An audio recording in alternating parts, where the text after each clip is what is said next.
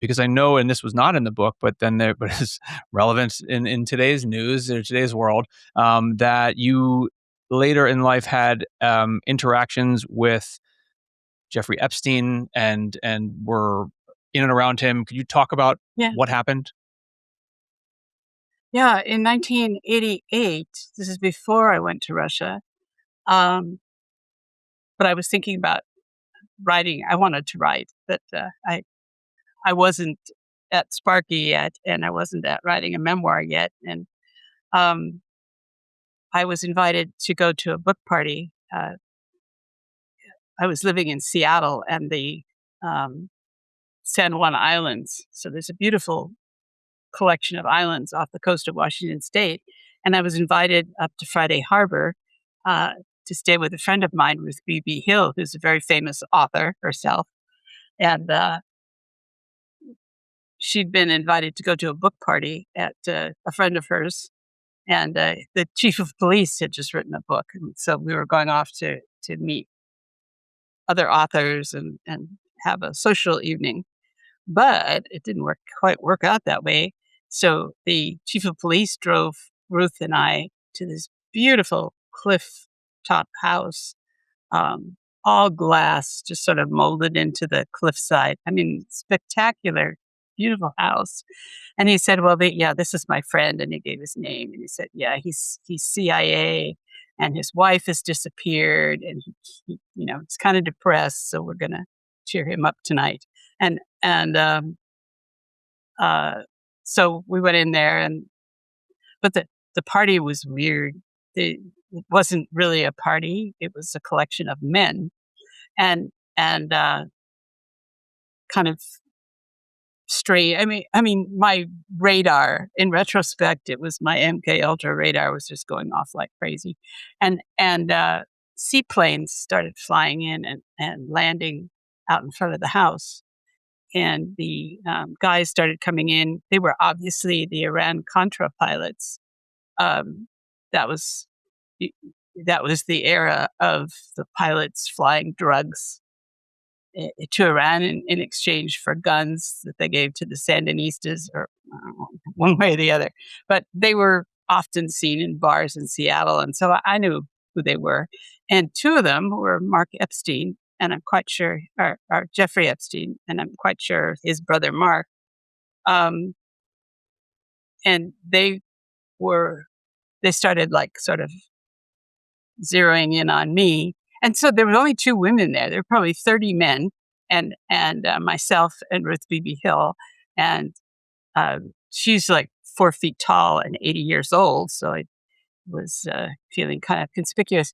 And so I wasn't eating or drinking anything, and really just wanted to leave, but couldn't because I was stuck there because the police chief had driven us in his truck, and so Jeffrey Epstein started telling me about how this group, and he meant the Sandinista boys and other guys who were in that room, were buying islands in the Caribbean, and that they planned to build luxury resorts for the world's elite, for the ultra wealthy. And he knew about I had a technical company. I was a radiologist and specialist in ultrasound. And we were in the process of developing digital technology at that time. It had all been analog and we were shifting to digital. So he was interested in whether I could take information about personal information, interviews, photographs, data from the elites that were going to come to this island, and whether I could transmit it and make it look like medical data. And I thought, yeah, with digital, sure, you could do that. And then I was thinking, why is he asking me this? Yeah, And he wanted me to work for him and to start developing ways to secretly transmit data about heads of state and royalty and wealthy people on his islands. He didn't say anything about the child abuse or the sexual abuse, but he had the vibe. He was just, he kept trying to get me to come and to tour the house with him. And I know from a lot of the Epstein victims later that that's how he would rape women. He would get them to just innocently come see the view in a bedroom, and then they'd wind up locked in with him. I just had this sense going off all over me, and I did not go into any bedrooms, and I didn't leave uh, my friend Ruth Hill. Uh, I just didn't. So Yeah. I think I had a protective mechanism without understanding exactly why. But When his story started coming out more and more later, what was your first reaction in hearing about it? when the information started coming out about him, Yeah, yeah. um, it wasn't surprising. It came out in 2005. He was convicted in Florida, and at that time, people were coming out with the information. People were coming forward, people were disappearing. A friend of mine was bribed. She wrote a book about him, had done deep research into the Sandinistas and their role in human trafficking. And the CIA paid her $5 million not to publish it. And, uh, and, and she had to leave the country. I haven't heard from her Wow. since. Um, so all that was going on in 2005, and the pilots' logbooks were available in 2005.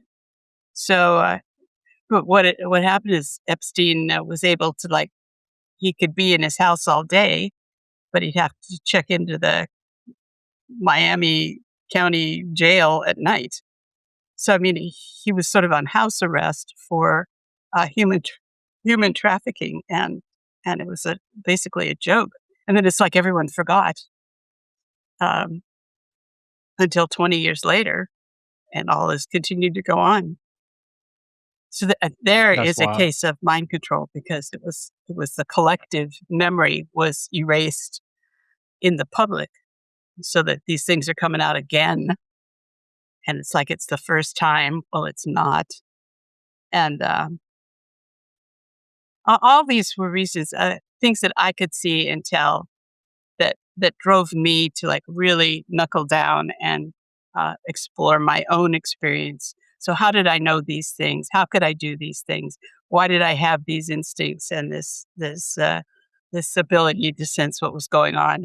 And obviously Yeah, there were big holes that I needed to discover, because people need to know. so It's true. it's We're we're gonna wrap it here. We're having some tech issues. I don't know if people will see this later and it will be seamlessly edited. Hopefully it will. I know you're having trouble hearing me. So I just will leave it at. I just want to thank you so much for sharing your story. This is an incredible book. I can't recommend it enough for people to check out, as well as your other books. And thank you so much for all the work you've done around the world for this such an important cause. And thank you for talking to me today. Thank you for like sharing your story and your insights. And Dr. Juliette Engel, thank you so much.